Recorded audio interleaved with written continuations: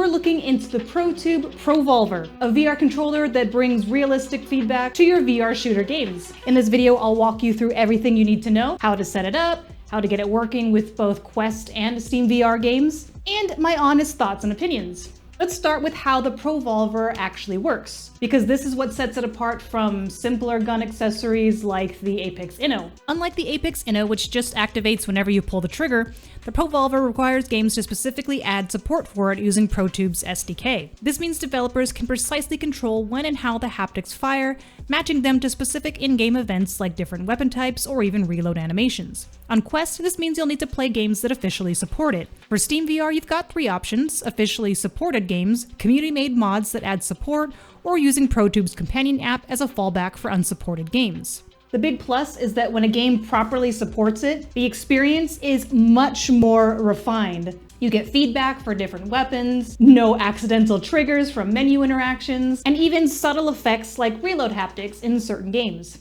It's also a lot quieter than the 𝐂𝐻𝐿 𝐂𝐻𝐿 and gives you more control over the intensity.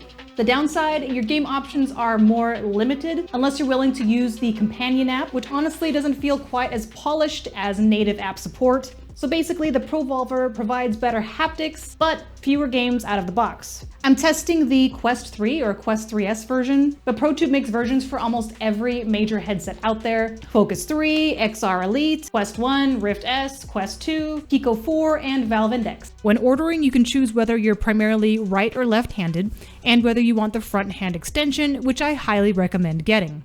The controller cups are replaceable too, so you can switch to other controller types if you change headsets down the line. The ProVolver isn't cheap. It's $350 for the base version, and if you want the front extension, which again, I do recommend, that brings it up to $411. That's a significant investment for a VR accessory. However, if you're interested in picking one up, you can save 5% by using the link in this video's description, or by using the code PTVR5_Adam at checkout. The ProVolver has very solid build quality and magnetic attachment points. It's pretty versatile despite its pistol-like appearance thanks to the magnetic front extension, and it works great with rifles too. The device charges via USB-C and has LED indicators to show its status and battery level. When you first put this thing together, you want to make sure all of the clamps are loose. Slide your primary hand's controller into the cup. Unfortunately, you need to have the controller in the cup before mounting it to the rest of the device. The same for removing it. It's not something that you can just take out. You'll need the Allen wrench again to remove it. The main cup is attached to the ProVolver by placing one side of the female rail onto the male rail, then clipping the other side. Once it's in place, secure both clamps with the provided Allen key. Don't over-tighten, just enough to get it snug.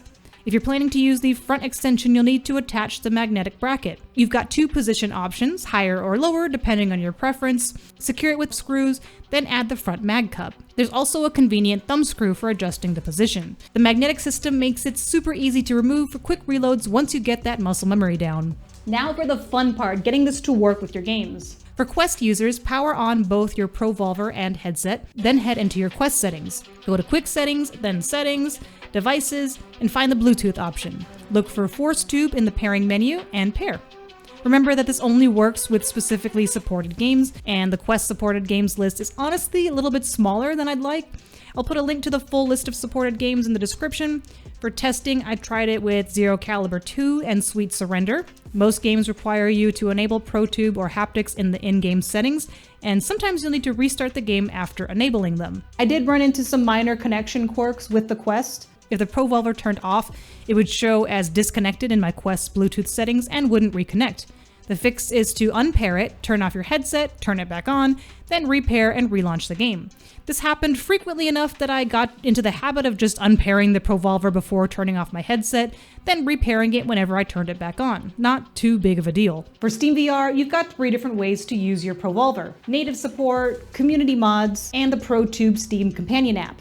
For native support, first you're going to need to get your ProVolver connected to your PC. If your computer doesn't have Bluetooth built in, plug in the provided Bluetooth dongle. Type Bluetooth into your Windows search bar and click Add Bluetooth or other device. Look for a Force Tube in the list, then click Pair. Always try to put it in the same USB port to avoid any potential connection issues or weird Windows errors in the future. And if you're using your Quest to play Steam VR games, make sure that the ProVolver isn't still paired to your Quest via Bluetooth. It needs to be connected directly to your PC instead for Steam games. Once paired, it's pretty straightforward. You'll know it's connected when the blinking LED becomes solid and the pistol vibrates a little. I've tested it with Sniper Elite VR and it worked flawlessly once I enabled haptic support in the game's settings. The haptics were precise and well-timed and felt incredibly satisfying. Sadly, the native PCVR supported list is also a little small and lacks some larger titles. However, thank God for modders, which have their own support for much more recognizable titles. I tested mods with Arizona Sunshine 2 and Pistol Whip, and I was honestly impressed. In Pistol Whip, the modders have even added nice touches like rumble effects during reloading, though I should also mention, holy hell, does the pistol feel really heavy in Pistol Whip, so make sure to switch arms occasionally for an even workout. For mod setup, you'll need Melon Loader. Just launch it, select your game, choose Melon Loader 0.6, and click Install. Run the game once to the main menu, and then quit. Extract the mod files into your game's directory under Steam, Steam Apps, Common, Game Name, or click on the folder icon and you're good to go.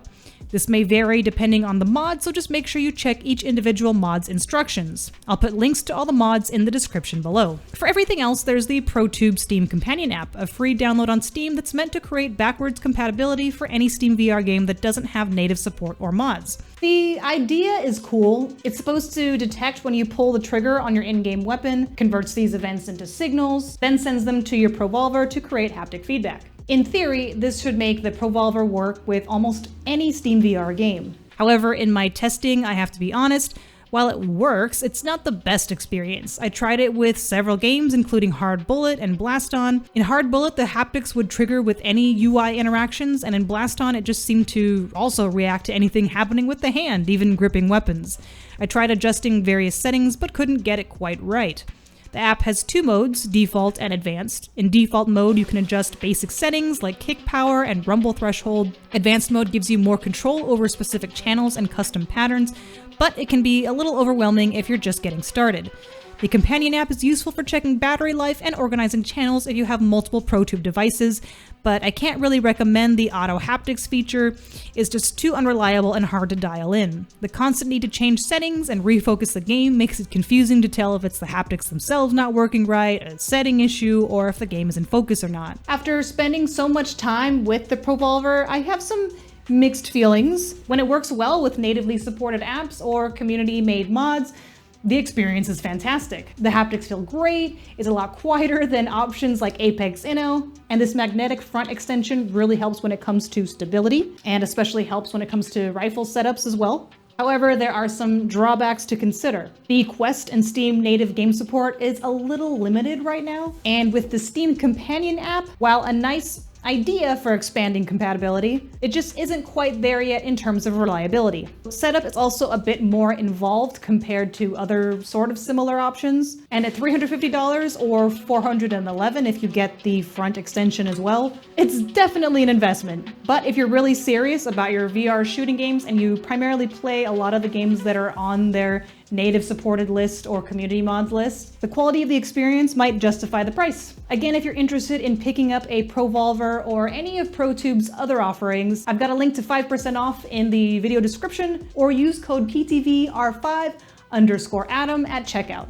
I've also included links to the full list of supported games, whether natively or community-made mods, in the description as well. And that's everything you need to know about the ProTube ProVolver. If you have any questions, drop them in the comments below. And as always, keep on creating and never lose that drive to improve.